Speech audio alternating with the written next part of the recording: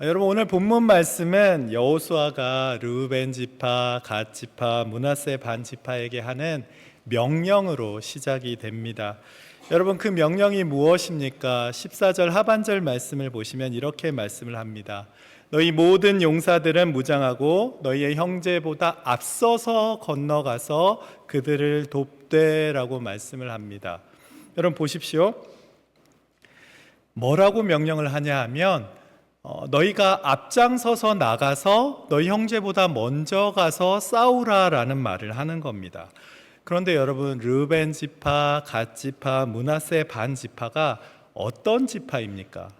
여러분, 민수기 32장을 보시면 이미 이 두 지파 반은 요단 동편에서 자기들의 기업을, 땅을 이미 다 받은 지파들입니다. 그러니까 굳이 전쟁에 참여하지 않을 수도 있고 앞장서서 싸울 필요도 없고 그냥 뒤에서 졸졸 따라가기만 해도 되는 상황인 거죠.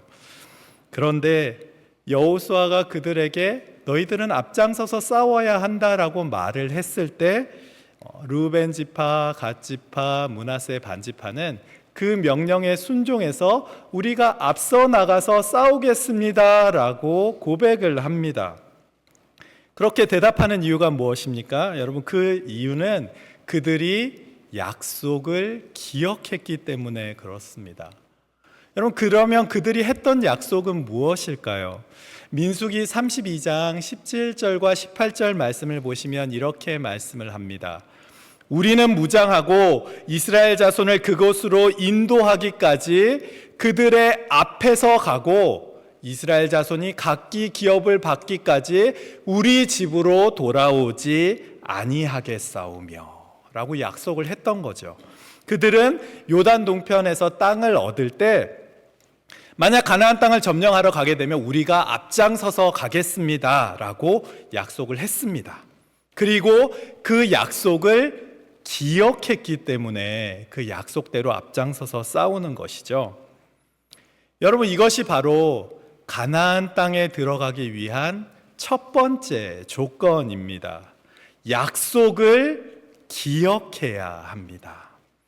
여러분, 약속을 기억한다는 것은 단지 회상하라는 것을 의미하는 것이 아닙니다. 우리가 약속을 기억하는 이유는 그 약속을 지키기 위해서 기억하는 것이죠.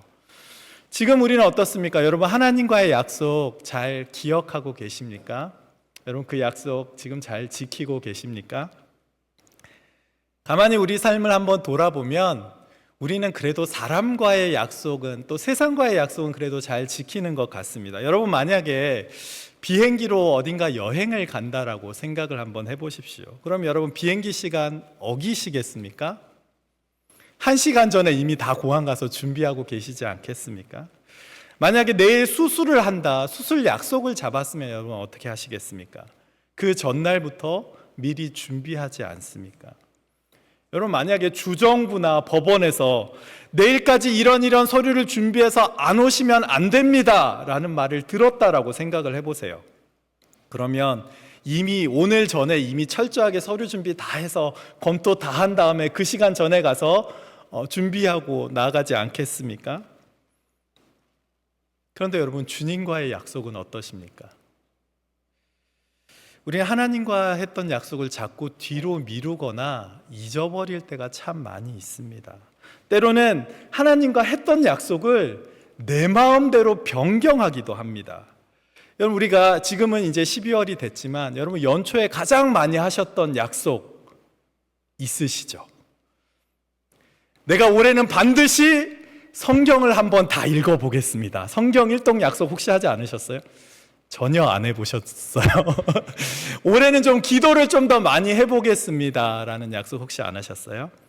그런데 성경을 읽기 시작하다가 한 레위기 정도 가면 갑자기 읽기가 멈춰지기 시작하고, 기도를 하다가 한 3월쯤 되기 시작하면 새벽 기도도 안 나가고 이제 점점 줄어들기 시작하다가 이제 겨우 식사 기도만 하면서 하루하루를 보내고 계시지는 않습니까? 여러분, 그러면서 우리가 하는 말이 있잖아요. 주님, 제 상황 아시죠?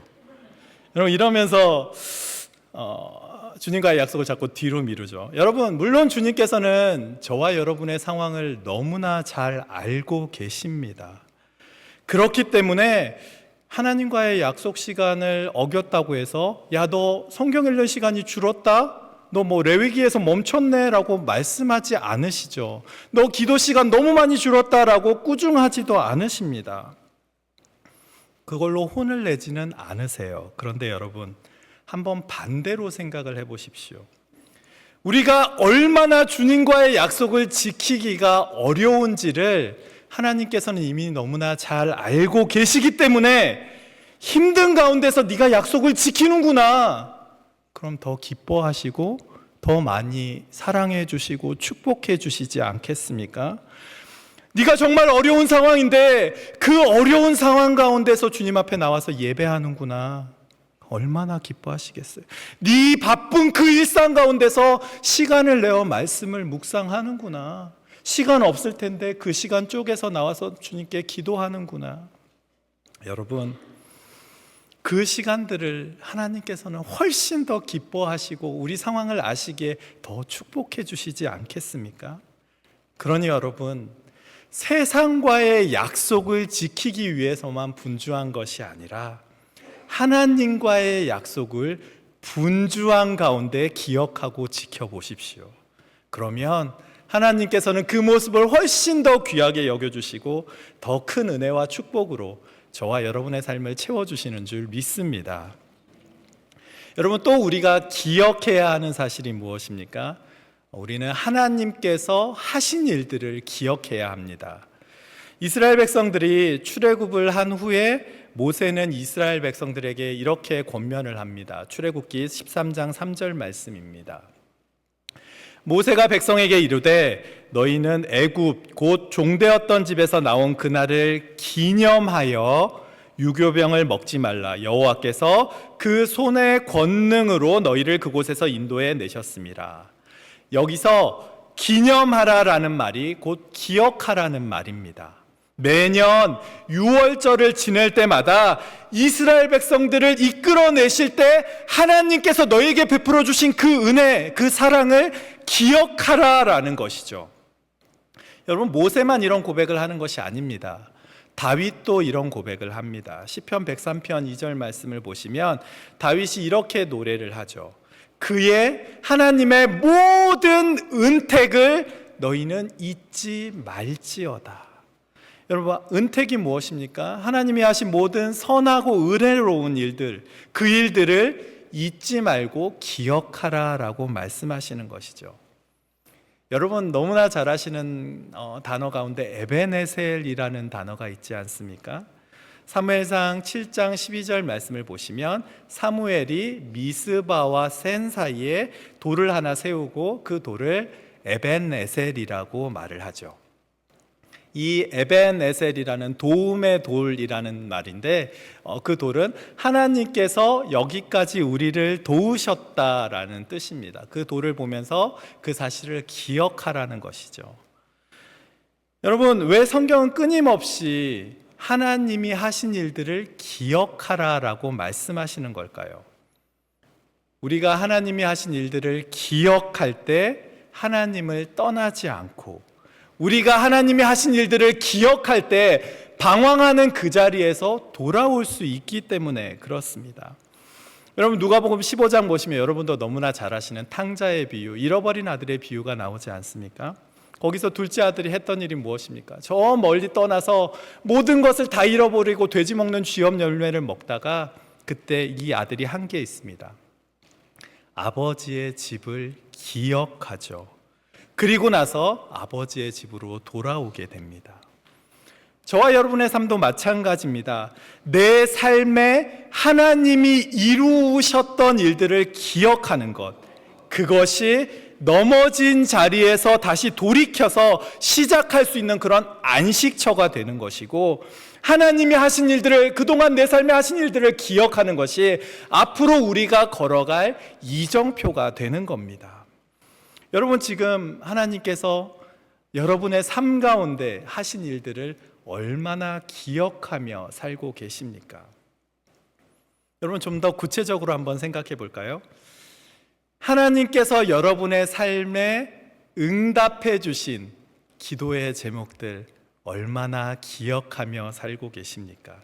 혹시 지금 이미 하나님께서 응답해 주신 수많은 기도의 제목들, 응답해 주신 기도의 제목들은 다 잊어버리고 아직 응답해 주시지 않은 기도의 제목만 붙잡고 불평하고 계시지는 않습니까?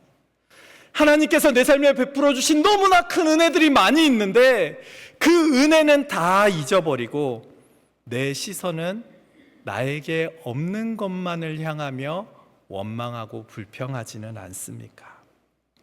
여러분, 하나님께서 내 삶에 이미 행하신 일들, 그 일들, 베풀어 주신 은혜들을 꼭 기억하십시오.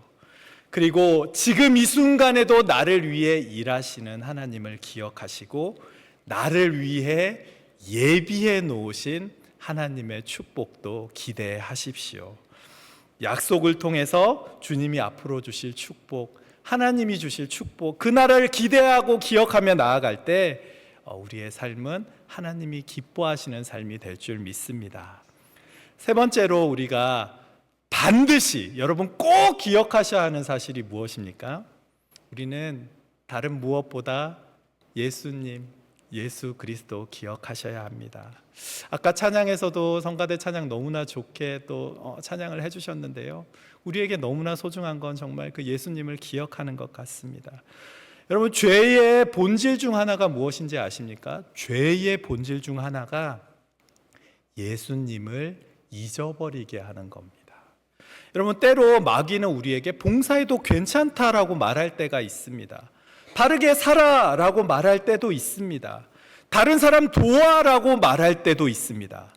그런데 여러분, 그 모든 일을 하라고 말을 하면서 예수님을 지워버립니다.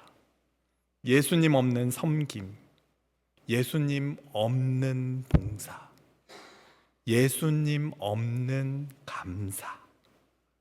여러분, 그러다 보면 어떻게 되는지 아십니까? 결국 그 섬김은 자기의 의의를 드러내는 것에서 머물게 되는 것이죠. 그런데 여러분, 저와 여러분이 누구입니까? 우리는 크리스천입니다. 크리스천이 무슨 뜻입니까? 그리스도에게 속한 사람들, 우리는 예수님을 따르고 그분을 주인으로 삼아 살아가는 그분의 종들 아니겠습니까? 그분을 모시고 살아가는 사람들입니다. 이것이 저와 여러분의 정체성입니다. 그런데 예수님의 사람들이 예수님을 기억하지 않으면 우리가 아무리 도덕적으로 산다고 해도 그 삶에 무슨 의미가 있겠습니까? 저와 여러분은 반드시 예수님을 기억해야만 합니다. 여러분, 오늘 우리가 성찬을 하는 이유도 바로 여기에 있습니다. 누가복음 22장 19절 말씀을 보시면 예수님께서 성찬을 제정해 주시면서 이렇게 말씀을 합니다. 이것을 행해서 나를 기념하라. 여기서 기념하라라는 말이 기억하라라는 말과 동의어입니다. 예수님께서는 나를 기념하라, 기억하라 말씀하셨는데 이 말은 단지 과거를 기억하라는 말이 아닙니다. 예수님이 지셨던 그 십자가를 지금 이 순간 내 삶으로 지금 이 순간 가져오라라는 말씀입니다. 떡과 잔을 통해서 우리는 그때 그 성찬을 지금 우리의 삶으로 가지고 와서 그 성찬에 동참하고 그분의 희생이 지금 나의 죄 때문임을 기억하라는 것이죠.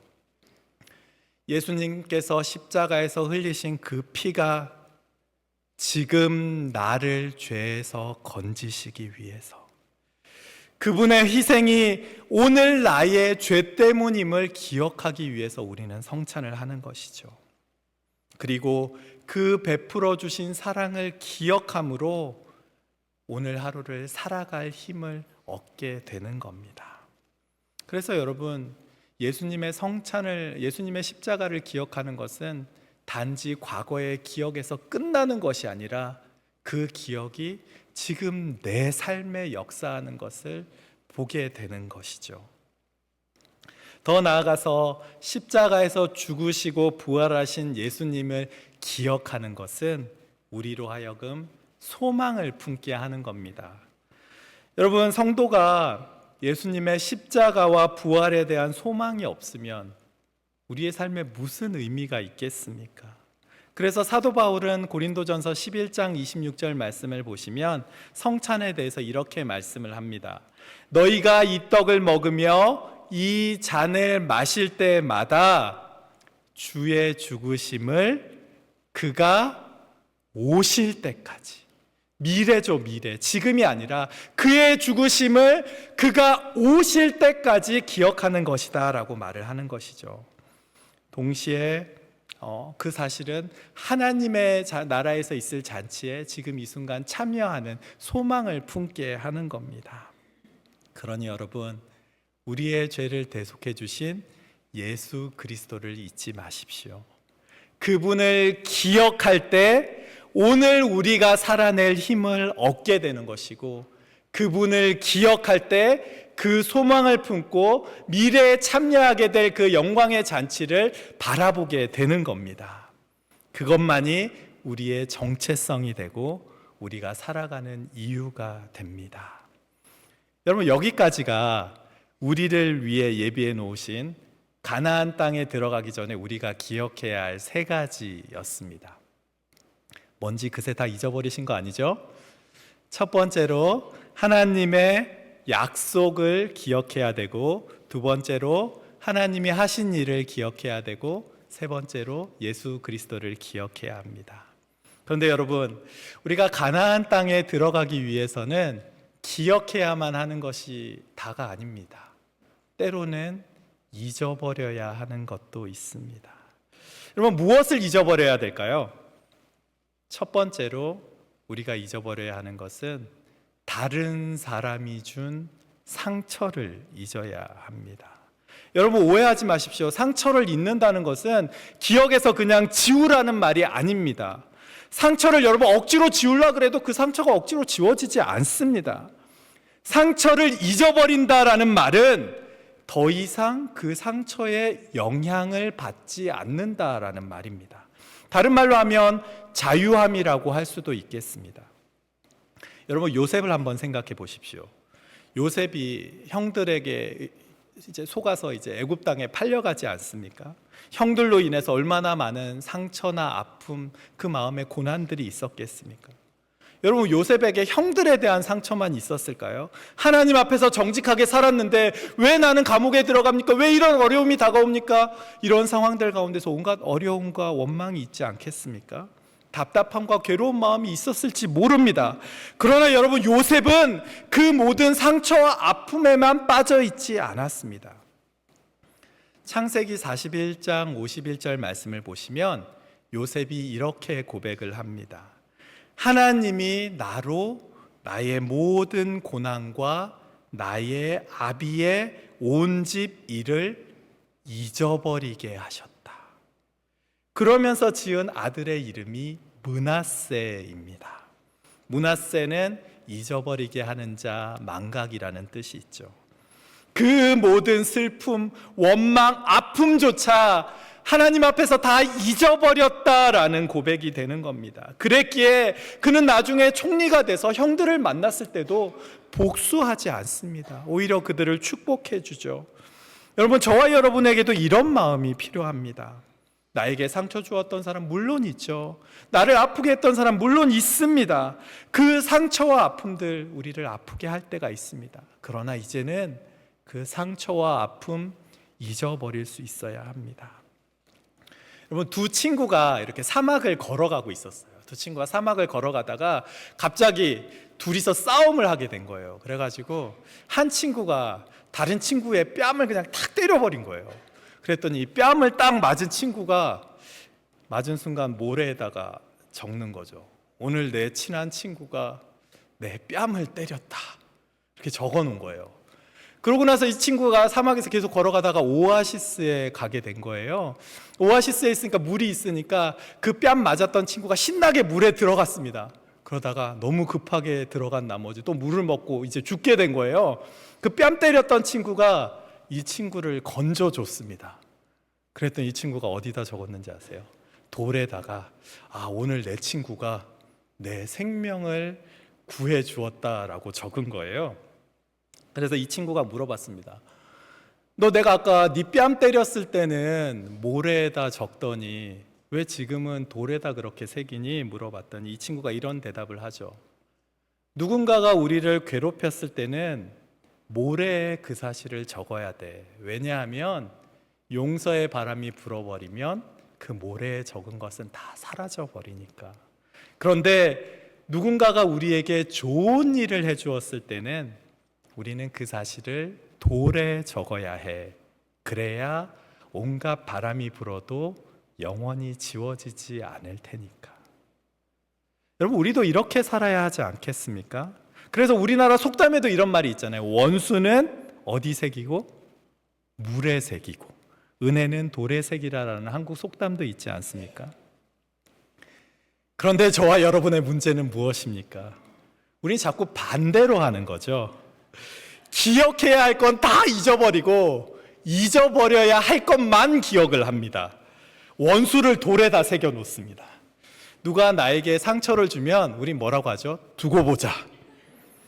여러분, 두고 보자라는 말이 무엇입니까? 두고 보다가 나중에 내가 힘이 생기면 그때 돼서 복수할 테다, 이거 아니겠습니까?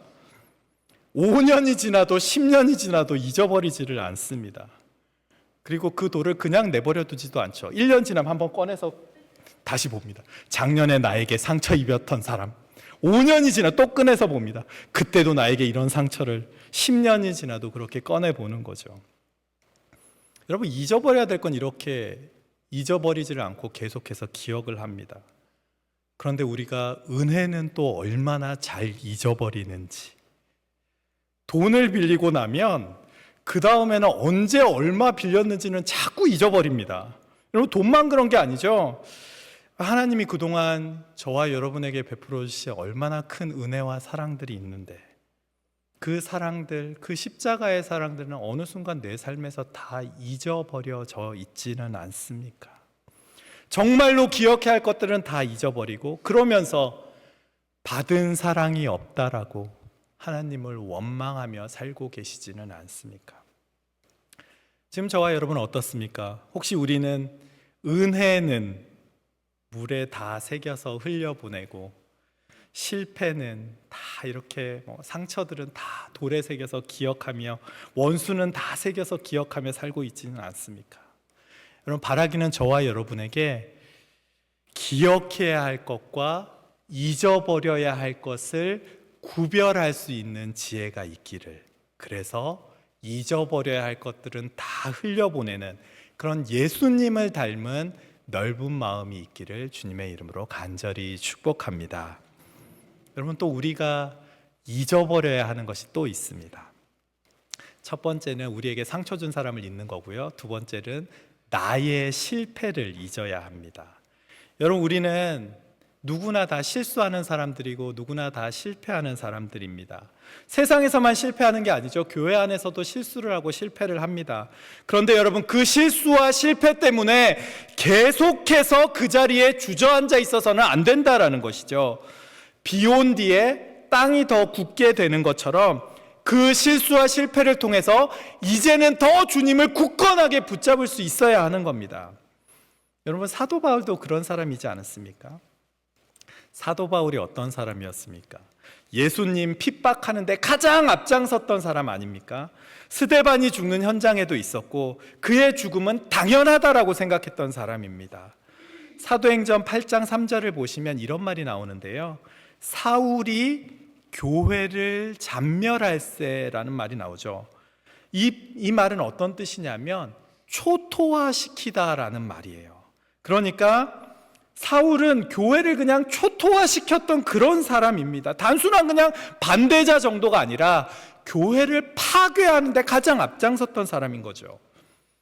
그런데 다메섹 도상에서 그가 예수님을 만나고 사도가 돼서는 어떤 일을 합니까? 그가 생명을 걸고 복음을 전하는 일에 앞장서지 않습니까? 만약 그가 이전에 자기의 삶, 실수와 실패가 가득했던 삶에만 얽매여 있었다면 그는 결코 복음을 전하는 사람이 될 수 없었을 겁니다. 그런데 그가 과거의 실패, 이전의 실패는 잊어버리고 하나님이 주신 영광, 주실 영광을 바라보며 달려갔기 때문에 그는 자기에게 주신 부르심의 사명을 감당할 수 있었던 것이죠. 그래서 여러분 빌립보서 3장 13절에서는 그가 뭐라고 고백을 합니까? 우리 한번 함께 읽어볼까요? 빌립보서 3장 13절 말씀입니다. 함께 보겠습니다. 시작. 형제들아,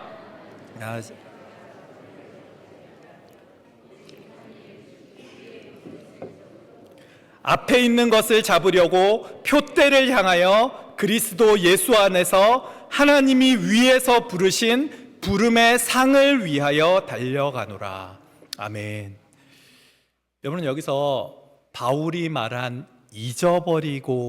잊어버린다라는 말은 에필란테 노메노스라는 말을 사용합니다. 이 말은 뭐냐 하면 기억을 없애버린다라는 뜻이 아니라 그 과거의 기억이 더 이상 내 지금의 삶의 방향을 결정하게 내버려 두지 않겠다라는 말입니다.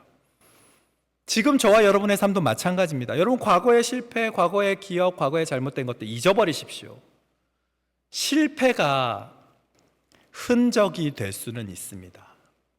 그러나 여러분, 그 실패가 결박이 되지는 않게 하십시오. 기억이 사라지지는 않습니다. 그러나 여러분, 그 기억이 여러분을 지배하게 내버려 두지는 마십시오. 우리 안에 상처가 있을 수는 있습니다. 그런데 그 감정의 상처가 계속해서 여러분에게 상처가 되도록 아픔이 여러분을 아프게 내버려 두지 마십시오. 이제는 그 아픔이 아니라 부르심의 상을 향해, 그 표대를 향해 달려가야 할 때입니다. 아니, 여러분, 과거의 실패나 상처만 내버려 두는 것이 아니라 여러분, 과거의 성공도 여러분 잊어버리셔야 됩니다. 제가 복음을 전하다가 한 번은 이렇게 고시원에 들어간 적이 있습니다. 고시원에 들어갔는데 거기서 총무하시는 분한테 이제 말씀을 전하게 돼서 이렇게 저렇게 막 복음을 전하는 거예요. 그랬더니 이분이 제가 이래봬도 말을 너무 잘하시니까 제가 이래봬도 청년부 회장 출신입니다 그러시는 거예요. 제가 깜짝 놀랐어요. 그리고 성과대도 몇 년 동안 했습니다 그러시는 거예요. 그래가지고 그러면 더 이상 복음 안 전해도 되겠구나. 그럼 이제 신앙생활 계속 잘하시라고 그러고 나오려고 그러는데 왠지 마음 한구석이 뭔가 찜찜한 거예요. 그래가지고 제가 한마디 더 질문을 드렸습니다. 그런데 혹시 지금 어느 교회 다니세요? 그랬더니 이분이 뭐라고 말씀하셨을까요? 지금은 교회 안 갑니다. 요새 너무 바빠서 교회에 갈 수가 없어요 라고 하시더라고요. 여러분, 과거에 청년부 회장하는 거 너무 좋은 일입니다. 그죠? 과거에 성가대 하셨던 것도 너무 좋습니다.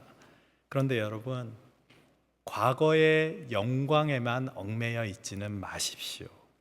우리는 우리를 향한 부르심을 향해서 달려가며 그 부르심을 바라보며 지금 이 순간 달려가는 사람들이지 과거의 실패나 과거의 성공에 묶여있는 사람들이 아닙니다. 넘어질 수도 있죠. 잠시 쉴 수도 있습니다. 그리고 과거에 잘 달리셨을 수도 있습니다. 그러나 여러분, 우리는 지금 이 순간 주님이 주시는 그 길을 계속해서 달려가야만 하는 사람들입니다. 물론 성도님들과 이야기를 나누다 보면 정말로 치유되지 않는 상처가 있으신 분들이 있습니다. 트라우마로 남아있다라고 하죠. 여러분, 트라우마가 무엇인지 아십니까? 트라우마는 같은 상황이 되면 예전에 그 상황이 자꾸 떠오르는 거예요. 그래서 심리적인 불안함이 그 상황이 자꾸 나한테 다시 생각이 나서 심리적인 불안함을 겪는 걸 트라우마라고 합니다. 상처가 잊혀지는 것이 아니라 상처가 계속해서 상처로 남아있는 것이죠. 여러분, 어떻게 해야 이 마음의 상처가 치유되는지 아십니까? 현대 심리학에서는 트라우마를 치유하는 방법이 그 상처의 기억을 새로운 기억으로 덧입히는 것이 트라우마를 해결하는 방법 가운데 하나다라고 이야기를 합니다. 그런데 여러분, 이 일은 이미 2000년 전에 예수님께서 하셨던 일입니다. 예수님께서 십자가에 못 박히시기 전날 밤 베드로는 예수님을 3번을 부인을 하죠. 그리고 닭이 우는 순간 그가 얼마나 큰 죄인인지를 깨닫게 됩니다. 그럼 베드로를 회복해 주시기 위해서 예수님께서 하신 일이 무엇입니까? 모닥불을 피시고 부활하신 후에 모닥불을 펴고 베드로를 찾아가셔서 네가 나를 사랑하느냐? 라고 3번 동일한 질문을 하시지 않습니까? 여러분, 왜 그러셨을까요? 그의 상처와 아픔의 기억들을 예수님의 사랑으로 더딥혀 주시는 것 아니겠습니까? 여러분, 복음이 바로 그런 겁니다. 복음은 트라우마를 없애버리는 것이 아니라 트라우마 위에 더 큰 은혜로 덮어주시는 것이죠. 과거를 삭제해버리는 것이 아니라 그 은혜로 과거를 다시 읽어보게 하는 겁니다. 그래서 내가 가진 그 상처들이 주님 안에서 다루어지게 될 때 그 상처는 이제 사라지는 기억이 아니라 새로운 의미를 가진 흔적이 되는 것이죠.